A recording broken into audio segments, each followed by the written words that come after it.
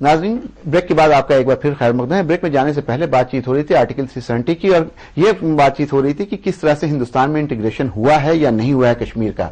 लेकिन एक बात जो अपने आप में हकीकत है, जो हिस्टोरिकली भी करेक्ट है, कि हिंदुस्तान में जो इंस्ट्रूमेंट ऑफ एक्सेशन साइन किए गए उसके बाद भी एक हकीकत यह थी कि कश्मीर में सदर रियासत हुआ करते थे, कश्मीर का अपना एक झंडा हुआ करता था, और कश्मीर में बहुत दिन तक 1967 तक वजीर आजम हुआ करते थे, वजीर आला नहीं होते थे। ये बिल्कुल तय है, और इसलिए राजीव त्यागी का यह कहना कि कहीं ना कहीं कश्मीर हिस्टोरिकली हिंदुस्तान का उस तरह से हिस्सा नहीं था जिस तरह से अगर हम बात करें यूपी और बिहार, तो यह गलत नहीं है। लेकिन एक हकीकत यह भी है कि 1947 में इंस्ट्रूमेंट ऑफ एक्सेशन साइन होने के बाद यह माना जाता है कि हिंदुस्तान का अभिन्न हिस्सा है, या कोई ऐसी चीज जरूर हम लोगों को करनी है कि पूरा कंप्लीट इंटीग्रेशन हो या मसले कश्मीर का कोई परमानेंट सॉल्यूशन हो। अजय कुमार के पास चलते हैं, वरिष्ठ सहाफी हैं, जर्नलिस्ट हैं। उनसे पहले जानने की कोशिश करते हैं कि इंस्ट्रूमेंट ऑफ एक्सेशन को लेकर हमेशा बात होती है, फिर बातचीत आती है 2003 में सीज फायर वायलेशन की, उस पर भी दोनों पार्टियों ने साइन किया है लेकिन कुछ नहीं हो रहा। ताशकंद समझौते की हम बात करते हैं, उस पर भी कुछ नहीं होता है, और फिर हर तरह से यह बात तय हो गई थी कि शिमला समझौते के तहत ही कश्मीर मसले का हल होगा।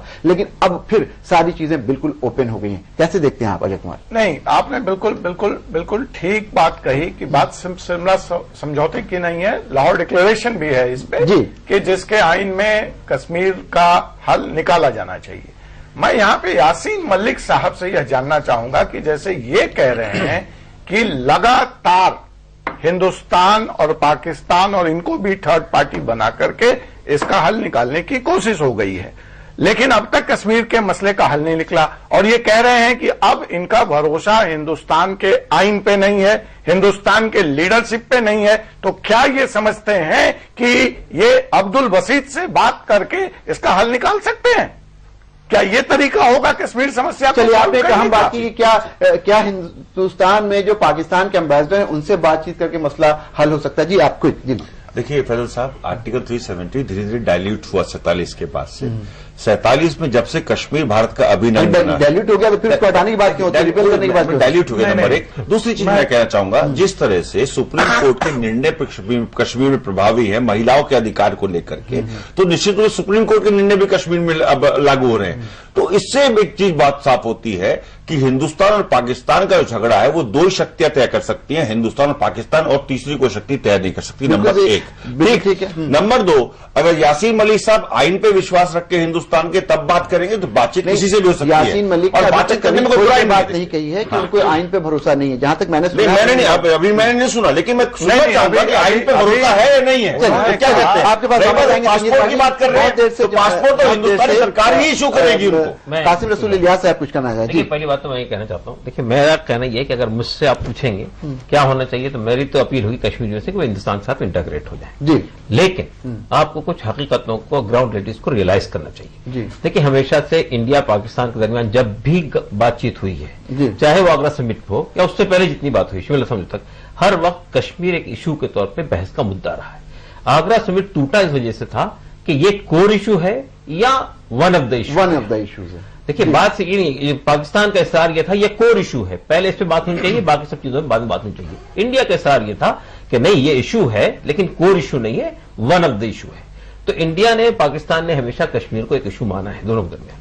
तीसरी बात यह कि हमारा जो रवैया रहा है इनके 65 साल में, वो ये रहा है कि हमने कश्मीर की जो लीडरशिप है उसको भी पार्ट माना है इस इशू का, और यही वजह है कि इंटरलॉक्यूटर के साथ में हमने कई बार बातचीत की है कश्मीरियों के साथ में, जब वोरा कमेटी की हो या उससे पहले राधा कुमार साहिबा हो, ये सब लोग वजाहत बिल्ला हो, ये सब हमारे यहाँ से मुतय्यन किए गए थे बातचीत के लिए। तो इसलिए हम ये बात हकीकत से इनकार नहीं कर सकते हैं कि कश्मीर पाकिस्तान और इंडिया के दरमियान में एक इशू है जिसको सेटल होना चाहिए। दूसरी बात यह है कि यह भी एक हकीकत है कि आधा कश्मीर पाकिस्तान में है, आधा इंडिया में है, तो जाहिर है कि दो हिस्सों में कश्मीर बटा हुआ है। तो कश्मीर एक इशू है, तमाम इंटरनेशनल इश्यूज में, यूएनओ में ये बात हम तस्लीम कर चुके हैं, और यही वजह है कि यूएन के ऑब्जर्वर कश्मीर के यूएन के ऑब्जर्वर कश्मीर में मैं जो बात कहने जा रहा हूँ वो बात ही कहने जा रहा हूँ कि आपको विश अवे करके मसले को हल नहीं कर सकते। मेरा मानना यह है कि कश्मीर को इशू मान के तीनों फरीकों को बैठ के मसले का हल निकालना चाहिए। जब तक कि आप कश्मीर के मसले का हल नहीं निकालते, इंडिया पाकिस्तान के दरमियान में ड्यूरेबल पीस नहीं।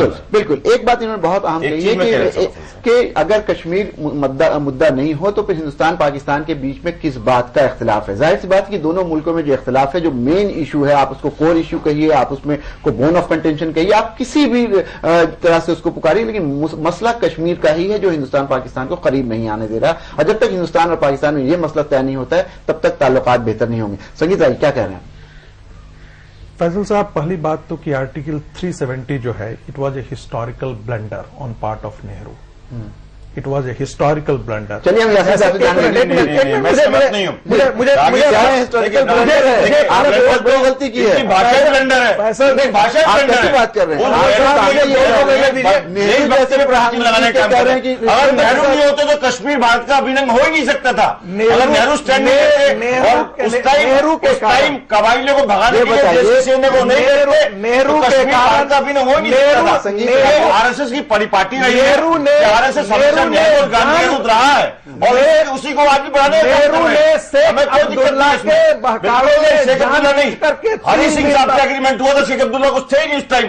आप क्या बात कर रहे हैं? एग्रीमेंट हरी सिंह साहब से हुआ था 3 दिनों तक। बिल्कुल नहीं, आप अपने मोबाइल से बताइए। अच्छा, आरएसएस की दिक्कत आ रही है। यासीन मलिक कुछ कहना चाह रहे हैं? यासीन मलिक गैस को तोड़ मोड़ के प्रस्तुत करना चाहते हैं। आप लोगों से रिक्वेस्ट है बात ये है, असल में अटल बिहारी वाजपेयी जी के जमाने में एक मिनट बात सुन लीजिए, कश्मीर को कोर इशू माना गया था कि नहीं? और अटल बिहारी वाजपेयी सरकार के टाइम पे, अटल बिहारी वाजपेयी की सरकार के टाइम पे पाकिस्तान ने जिस तरह कारगिल किया, ये बस ले आते रहे और पाकिस्तान हमारे सैनिकों को मारता रहा। लेकिन एक बात निश्चित रूप से अटल बिहारी वाजपेयी सरकार की भी आगरा आए थे, ज्वाइंट कमेटी की बात हुई थी और जब वो स्टेटमेंट दोनों का मुल्क का आया था तो उसमें भी कश्मीर को कोर इशू माना गया। फैसल साहब, मैंने मुझे अपनी बात आपने कहने नहीं दिया। बोलिए। मैंने पहली बात कही कि 370 वॉज ए हिस्टोरिकल ब्लंडर। मैं यहाँ से ये सबसे सहमत नहीं हूं। तो तैयार ये वापस लेना पड़े, ये शब्द तो बहस नहीं होगी बिल्कुल भी। It was due to Nehru हमको कश्मीर मिला, नेहरू साहब की वजह से हमें कश्मीर मिला। आरएसएस के लोग हमने जो पिट्ठू बन करके हमने जो साथ करते थे। आप मुझे फैसल साहब इतिहास बताइए, आरएसएस किसी नेता का बलिदान है देश के लिए, बीजेपी के किसी नेता का बलिदान है देश के लिए? ये लोग बात की बात करते हैं, ये खंड चाहती थी और राष्ट्रीय स्वयं सेवक चाहती थी विभाजन पर कांग्रेस ने देश को आजादी दिलाई और उस आजादी की सांस में मोदी भी आजादी की सांस ले रहे हैं और ये भी ले रहे हैं। राजेश त्यागी जी प्लीज संयम रखिए, थोड़ा संयम रखिए। एक आदमी बोल ले फिर आप अपनी बात। मैंने आप ये शब्द वापिस कराइए, मतलब ही नहीं होता है। दूसरी बात मैं बिल्कुल बोलने नहीं दूंगा फैजल साहब, बिल्कुल नहीं बोलने दूंगा। कारण ये है कि नेहरू देश की धरोहर है, गांधी देश की धरोहर है, तो निश्चित रूप से नेहरू की काबिलियत पर प्रश्न चिन्ह लगाना इन जैसे लोगों की बस की नहीं है। कांग्रेस में मध्ययुगीन चारण की परंपरा रही है, इनकी काबिलियत नहीं है। ये लोग बात तो राष्ट्र संघालय संस्था का प्रतिनिधित्व कर रहे हैं। एक मिनट मुझे जो आज संजय में है और जो थोड़ा वो सारे कांग्रेस और नेहरू की सीना छुड़ा रहे। सुनिए एक मिनट, आप लोग थोड़ा संयम रखिए। यासीन मलिक कुछ कहना चाह रहे हैं। यासीन साहब, आपने ये गर्मा गर्म बात सुनी, ये यहाँ पे कांग्रेस के जो स्पोक्समैन है राजीव त्यागी ये कह रहे हैं कि अगर नेहरू नहीं होते तो कश्मीर जिस तरह से भी आज हिंदुस्तान के साथ है वो नहीं होता। और दूसरी तरफ यदि नेहरू नहीं होते तो 1/3 भी पाकिस्तान भारत का हिस्सा होता। नेहरू ने जानबूझकर 3 दिनों पर कश्मीर का कोई योगदान नहीं था। काम कर रहे हैं आप लोग बहस को दूसरी तरफ ले जा रहे हैं। देश के देशभक्तों में प्रश्न लगाने का काम कर रहे हैं। आप लोग नेहरू और आरएसएस पे बहस, आरएसएस को कांग्रेस से राष्ट्रभक्ति की सर्टिफिकेट, आरएसएस कभी राष्ट्रभक्त रही नहीं है। आरएसएस संधारक संस्था रही है हमेशा। प्लीज आप लोग हम लोग कश्मीर पे बात कर रहे हैं, संजीदा बातचीत कर रहे हैं। कश्मीर एक बहुत सीरियस इशू है। अरे जब आप नामसंजीदा लोगों को बुलाएंगे अपनी बहस में, जिनको इतिहास का ज्ञान नहीं होगा, शब्दों का चुनाव नहीं पता होगा, तो बहस कैसे सकती है? आपने अपनी बात कह ली। देखिए, ये जमहूरियत है, सबको कहने का अधिकार है। अभी तो हम सुन रहे हैं इतनी बात, क्योंकि जमहूरियत देश में कांग्रेस लाई, जमहूरियत देश में कांग्रेस लाई, इसलिए यासीन मलिक साहब से बैठ के बात हो रही है, इसलिए उनसे बैठ के बात हो रही है। चलिए यासीन मलिक साहब, आप ये देख रहे हैं आर्टिकल 370 पे बहुत ज्यादा तूतू मैं हो रही है, लेकिन एक बात बिल्कुल तय है कि 370 को लेकर के बहुत सारी कवायद हो रही है, उसको भी अगर हम अलग कर दें। आपसे चूंकि वक्त हमारे पास बहुत ज्यादा नहीं, ये जानना चाह रहे हैं कि जिस तरह का माहौल बना हुआ है, ये तो आप मानिएगा यासीन मलिक कि ये हिंदुस्तान की आइन की खूबसूरती है कि एक तरफ हम आपके साथ मुज़ाकरात भी कर रहे हैं, दूसरी तरफ गोलियां भी चल रही हैं। ये हिंदुस्तान की खूबसूरती है। लेकिन कैसे पाकिस्तान पे भरोसा किया जाए कि जब लाहौर होता है तो फिर कारगिल हो जाता है, अगर यहां पे आते हैं हलफ बर्दारी में नवाज शरीफ तो उसके बाद किसी तरह से कुछ ना कुछ फायरिंग होती है, कुछ सीज फायर का उल्लंघन होता है। तो ये बात तो आप लोगों को समझनी चाहिए, जो कश्मीर की क़यादत है उसको समझनी चाहिए कि आज 21वीं सदी में ये मुमकिन नहीं है कि ताकत के बल पे, गोली बारूद के बल पे मसले कश्मीर को हल किया जाए। मुज़ाकरात हो सकते हैं, मुज़ाकरात हिंदुस्तान के आइन के तहत हो सकते हैं। यहां पे लोग सवाल उठा रहे हैं कि क्या यासीन मलिक को आइन के तहत बातचीत में दिलचस्पी है या नहीं? ये पूछना है बस हमें सर।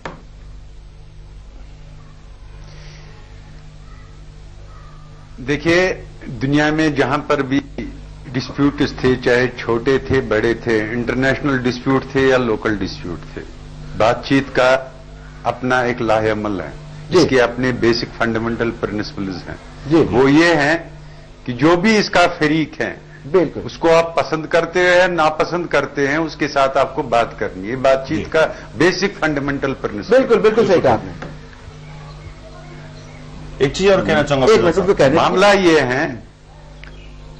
मामला ये है कि कश्मीरी भी ये कह सकता है कि आपने हमारे 1 लाख लोगों को कत्ल किया, आपकी फोर्सेस ने, तो इसलिए हम जी बात नहीं करेंगे आपके साथ, या हमारे साथ बातचीत बनने का कोई तरीका नहीं। लेकिन मेरा फिर भी यही है कि दुनिया में जितने भी इश्यूज हैं, चाहे जंगें हुई, अल्टीमेटली उनको बातचीत के जरिए हल करने की कोशिश की गई और वो बातचीत के जरिए ही वो मसले हल हुए। तो ये पाकिस्तानियों को बताना चाहिए ना, ये पाकिस्तानियों को बताना चाहिए उधर से क्यों इंतहा पसंद दहशतगर्द वहां से आते हैं। चलिए, यासीन मलिक से हमारा राब्ता खत्म हो गया है। जब जैसे राब्ता होगा उनसे हम बातचीत करेंगे। एक बात बिल्कुल तय है कि बातचीत ही, यासीन मलिक भी हालांकि उनका जिस तरह की तारीख रही है उसके बाद ये कह रहे हैं कि बातचीत में वो दिलचस्पी रखते हैं, बातचीत करना चाहते हैं। और ये बिल्कुल सही कहा यासीन मलिक ने कि आप किसी को पसंद हो ना पसंद हो, लेकिन बातचीत तो करना ही चाहिए। जो आपने कहा बातचीत किस मुद्दे? नहीं, यहाँ पे देखिए, आप दोनों लोग बहुत देर से बोल रहे हैं और बहस में कई पार्टीज हैं तो सबको मौका मिलना चाहिए।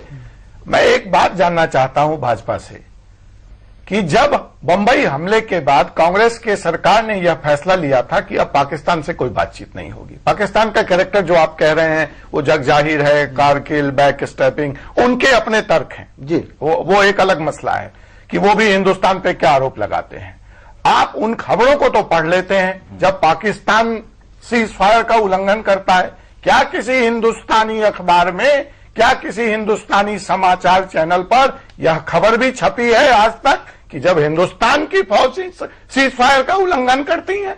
तो ये मामला आप ये आप आरोप लगा रहे हैं हिंदुस्तान की फौज पे। जी, मैं रहा हूं कश्मीर में, मैंने देखा है आप जब पत्रकारों का नहीं, वो जवाब क्या देंगे? वो तो अभी सत्ता में आए हैं। संगीत जी, आप जवाब क्या देंगे? आप तो अभी सत्ता में आए हैं, सत्ता में लंबे अरसे तक ये रहे हैं। हम पत्रकारों को दिखाने के लिए जब डेलीगेशन विजिट करता है और हम जानना चाहते हैं, अजय जी, चाहे वो कांग्रेस की सरकार रही हो या आप मुझे मेरी बात कंप्लीट करने दें, मुझे मेरी बात जनता पार्टी की सरकार, मेरी बात में आप मेरे सवाल का जवाब दे दें। संगीत जी, जो है वो फौज के बारे में माना जाता है कि दुनिया की सबसे वो डिसिप्लिन क्या है पूछा गया तो नहीं, मैं अभी आ रहा हूं। मेरा सवाल रागी जी के लिए है कि जो भी पाकिस्तान का कैरेक्टर रहा हो, जो भी इतिहास के आने में रहा हो, कांग्रेस सरकार ने यह फैसला किया था कि अब पाकिस्तान से बात नहीं होगी बंबई हमले के बाद। तो उस बातचीत को खोलने का नहीं, आपका सवाल ही नहीं है, सवाल उन पे है कि फिर आपने उस बहस को खोलने का फैसला क्यों किया। और जब बहस आगे बढ़ी तो आपने एक मसले को, 1 मिनट संगीत जी, पूरा सवाल सुन लीजिए। जब वो बहस आगे बढ़ी तो एक छोटे से मसले को रोने का मन था, मुझे बहाना हो गया, आंख मेरा किसी ने खोल दिया, तो उन्होंने आकर के आप त्यागी जी बोलने दें, अगर उन्होंने आके मिल लिया तो आपको आपत्ति हो गई और आपने बातचीत कैंसिल कर दिया। आप अपने इंटरनल कंट्राडिक्शंस और प्रेशर के कारण बातचीत कैंसिल करते हैं और उसका खामियाजा पाकिस्तान या अलगाववादियों पे, कश्मीर के नेताओं पे यह उचित नहीं है। दूसरी बात जो मैं कहना चाहता हूं, जी, जी। जो कि ये फैसला हो गया था कि हम पाकिस्तान से बातचीत नहीं करेंगे, तो ऐसी क्या जरूरत पड़ी? अमेरिका का दूतावास, please let me complete, Raji ji, you are only going to given the floor to answer this. जी जी बोलिए। जब अमेरिका बात करता है इनसे तो आपको आपत्ति नहीं होती, जब जर्मनी का एम्बेसडर इनसे मिलता है तो खबरें नहीं छपती, क्योंकि वो एक हमारा मुल्क है, हम समझते हैं हम बड़े भाई हैं, ऐतिहासिक तौर पे हम उसको दबा लेंगे, तो हम इसको मुद्दा बनाते हैं। इस एटीट्यूड से, माफ कीजिएगा, कश्मीर का समस्या इस युग में क्या अगले युग में नहीं निकलेगा। जी संगी साहब ब्रीफली मैं बहुत शॉर्ट में बोलूंगा। पहली बात कि जब नई सरकार आई थी तो ये बहुत वाजिब बात है कि जब नई सरकार आई थी तो नई सरकार ने समझा कि यदि भारत को वैश्विक परिदृश्य में अपने आप को खड़ा करना है तो अपने पड़ोसी देशों के साथ एक अच्छे संबंध बनाना बहुत आवश्यक है। इसीलिए नरेंद्र मोदी जी ने श्रीलंका और सार्क के जितने कंट्रीज थे सारे लोगों को, सारे राष्ट्राध्यक्षों को बुलाया और अपनी यात्रा को, विदेश यात्रा को उन्होंने भूटान और नेपाल से शुरुआत की है। पाकिस्तान भी जाने की बात आई थी, श्रीलंका जाने की भी बात चल रही है। तो पड़ोसी देशों के साथ संबंध बनाना पहले मनमोहन सिंह की सरकार के समय नहीं ऐसा हुआ। एक नई सरकार आई थी, एक नई सोच और नई सूझबूझ के साथ आगे बढ़ना चाहती है। कौन सा अगर उनके एम्बेसडर उनको बोलने दीजिए, फिर आप बोलिए। जी रानी साहब। एक नई सरकार ने एक नई शुरुआत करने की कोशिश की थी। भारत ने पाकिस्तान के साथ सचिव स्तर के वार्ता में जाने का निर्णय किया, लेकिन बातचीत किसके बीच में? शिमला समझौते के अंतर्गत भी बातचीत जो है वो दोनों राष्ट्रों के बीच में है, न कि हम पाकिस्तान उसमें। नहीं फैसल साहब, मैं जवाब दे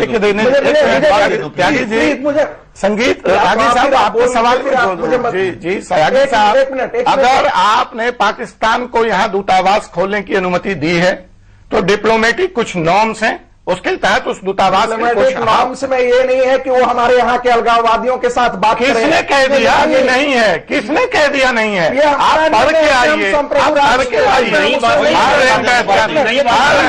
ये दिक्कत कह दिया, जवाब देना चाहूँ। आप बंद कर दीजिए दूतावास, आप बंद कर दीजिए दूतावास। अजय जी, इन्होंने बात की कि बातचीत शुरू करके हमने, आपने क्यों नहीं अरेस्ट कर लिया था उनको? वैश्विक क्यों वहां तक आने दिया? निकलने के बाद क्यों नहीं अरेस्ट कर लिया? वैश्विक स्तर पे आप पाकिस्तान के एम्बेसडर को, आप पाकिस्तान के नॉन ग्रेजुएट, इनको जवाब दे दूं जरा। वैश्विक स्तर पे भारत अलग थलग ना पड़ जाए, इसलिए हमने बातचीत शुरू की 26/11 के अटैक के बाद। कांग्रेस ने बातचीत रोकी क्योंकि कांग्रेस का मानना था टॉक्स और टेरर साथ साथ नहीं चल सकते।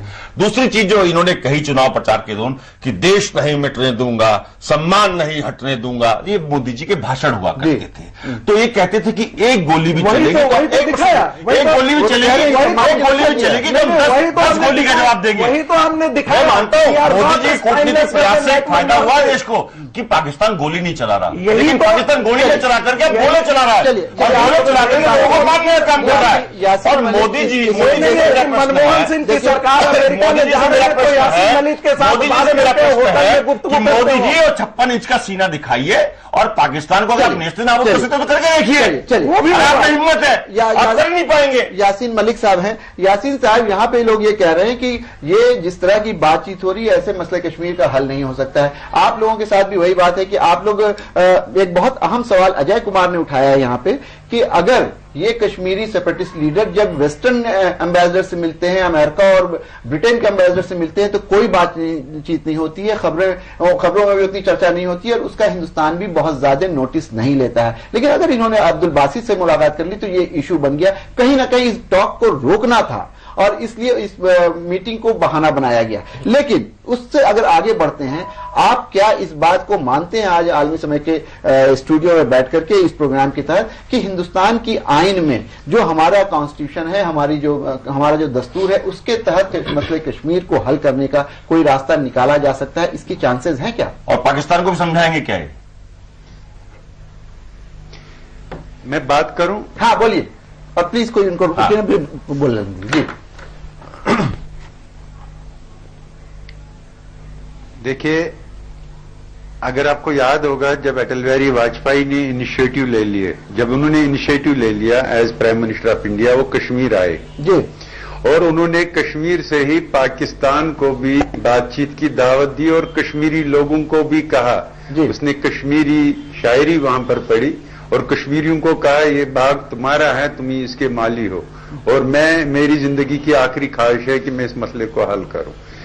जब लाहौर गए अटल बिहारी वाजपेयी जी, तो मीनार पाकिस्तान पे जो उनकी तकरीर थी, जी जी, उसने ये नहीं कहा आईन के अंदर बात करो, उसने ये नहीं कहा कि ये हिंदुस्तान का हिस्सा है कश्मीर, उसने कहा मेरी जिंदगी की आखिरी ख्वाहिश है मैं मसले कश्मीर को हल करूं। उसने आर्टिकल लिखा, जब वो वेकेशन पे गए थे तो जो तमाम न्यूज़पेपर में उसका आर्टिकल आया, उसने कहा we must ignore the beaten tracks and find out new innovative ideas to resolve this issue. उसने जब बातचीत के लिए बुलाया, उसने हमें हिंदुस्तान के आईन के तहत बातचीत में नहीं बुलाया, उसने इंसानियत के दायरे में बातचीत में बुलाया। जब मनमोहन सिंह जी ने बातचीत के लिए, जिसमें मैं भी गया मिलने के लिए, जिसमें मेरी बात हुई हिंदुस्तान के प्राइम मिनिस्टर, उन्होंने मेरी बात सुनिए, जो है वो भारतीय संविधान के दायरे में ही होगा, भारत की अखंडता पर बातचीत नहीं होगी। आकर के उन्होंने पाकिस्तान से आने के बाद भारतीय संसद में एक बयान दिया था। संगीत रागी उनको बोलिए, बयान बोलिए बोलिए। अरे ये जो मैं बातें कर रहा हूं भैया, आप अभी भी अटल बिहारी वाजपेयी जी की जो उसकी मीनार पाकिस्तान की तकरीर में निकाल लीजिए जी। अगर मैं आप जो अटल बिहारी वाजपेयी जी ने वेकेशन पे गए, जो उसने आर्टिकल लिखा है as prime minister of India, वो लिख लीजिए, वो हिंदुस्तान के पेपरों में है, और आप वहां से नए सवाल उठा के निकल के आ रहे हो जी। यहां से कहां बात यह है कि जो हिंदुस्तान के प्राइम मिनिस्टर रह चुके हैं, जिन्होंने हमसे बातचीत की, यासीन मलिक साहब, आपसे एक छोटा प्रश्न मेरा आपसे। साहब, मीनारे पाकिस्तान के बाद जब अटल बिहारी वाजपेयी भारत आए तो उन्होंने भारतीय संसद में भी ये बयान दिया कि बातचीत इंसानियत और में भारत की अखंडता। आपने कहा कि इंसानियत के नाते आपसे बातचीत की अटल बिहारी वाजपेयी जी ने, और प्राइम मिनिस्टर ने भी बात की इंसानियत के नाते। अरे इंसानियत के नाते नहीं की, हम भिखारी नहीं। मेरा एक प्रश्न ये था, फैजल साहब, आप ये है, अगर इनसे इंसानियत के नाते बात की गई कश्मीर के अलगाववादियों से, क्या ये इंसानियत का पाठ पाकिस्तान को या आतंकवादियों को पढ़ाने का काम करे? चलिए नाज़रीन, आपने ये गर्मा गर्म बात देखी, सारे लोगों का अपना अपना मौक़िफ़ है, लेकिन एक बहुत अजीब सी बात यहां पे देखने को मिली कि हमेशा सियासी तौर पे एक दूसरे के हरीफ रहने वाले भारतीय जनता पार्टी और आरएसएस दोनों एक इस मुद्दे पर बिल्कुल मुत्तहिद दिखे कि कश्मीर में किस तरह से चीजें की जाए, और कहीं एक दूसरे की तायीद करते हुए दिखे। ये एक अच्छी बात है कि हिंदुस्तान का, अगर हिंदुस्तान की सालमियत का कोई मौका होता है तो ये अपने इख्तलाफात भुला करके एक साथ हो जाते हैं, और कभी कभी शायद इसीलिए कांग्रेस पर कुछ इल्जामात भी लगते हैं। लेकिन एक बात बिल्कुल तय है कि जिस तरह से मसले कश्मीर को टालने की कोशिश की जाती है, वो मसले कश्मीर का हल नहीं है। मसले कश्मीर का हल तभी हो सकता है जब संजीदा इस पे पेशरफ्त हो, संजीदा बातचीत हो, और ये यहां कहना बिल्कुल गलत नहीं होगा, पाकिस्तान को भी संजीदगी दिखानी होगी और अपनी अफवाज को यह कहना होगा कि बॉर्डर पे जो फायरिंग है या बॉर्डर पे जिस तरह से लोगों का आना जाना है उसको रोका जाए, और कश्मीरी जो क़यादत है उसको भी कहीं ना कहीं इस बात को समझना होगा कि 21वीं सदी में मसले कश्मीर का हल बंदूक की गोली से नहीं हो सकता है, मजाकरात से हो सकता है। हम तमाम मेहमान का शुक्रिया अदा करेंगे। खुली बहस में फिलहाल इतना ही। अब आलमी समय को इंटरनेट पर भी देख सकते हैं, लॉग ऑन करें SamayLive.com। फिलहाल हमें इजाजत दीजिए और आप देखते रहिए आलमी समय।